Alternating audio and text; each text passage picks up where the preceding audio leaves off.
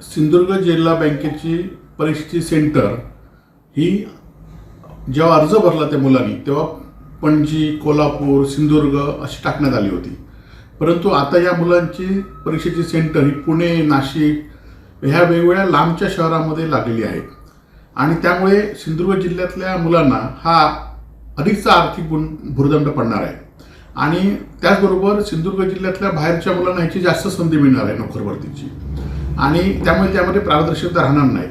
आणि म्हणून सिंधुदुर्ग जिल्ह्याचे पालकमंत्री, सिंधुदुर्गचे जिल्ह्याचे जिल्हाधिकारी गेले वर्षभर AI मध्ये सिंधुदुर्ग जिल्हा प्रथम राज्यामध्ये देशामध्ये आला आहे.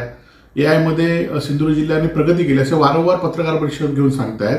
परंतु या परीक्षा ते वर्षभराच्या कालावधीमध्ये या आपल्या जिल्ह्यामध्ये किंवा जिल्ह्याच्या बाजूच्या जिल्ह्यामध्ये घेऊ शकले नाही ही वस्तुस्थिती आहे आणि त्यामुळे जिल्हाधिकाऱ्यांनी किंवा पालकमंत्र्यांनी AI ची मोठी ही घोषणा करू नये.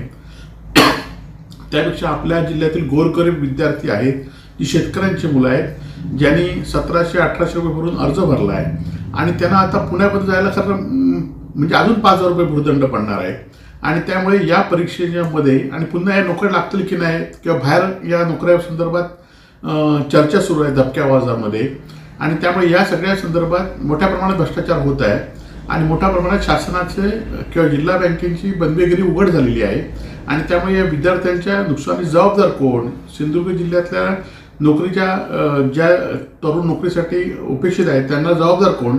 हा खरं तर प्रश्न आहे. त्यामुळे या परीक्षा या जवळच्या जिल्ह्यातच झाल्या पाहिजे होत्या किंवा सिंधुदुर्ग जिल्ह्यातच झाल्या पाहिजे होत्या, परंतु हा भूर्दंड पडण्यास ही जिल्हा बँक आणि शासन जबाबदार आहे.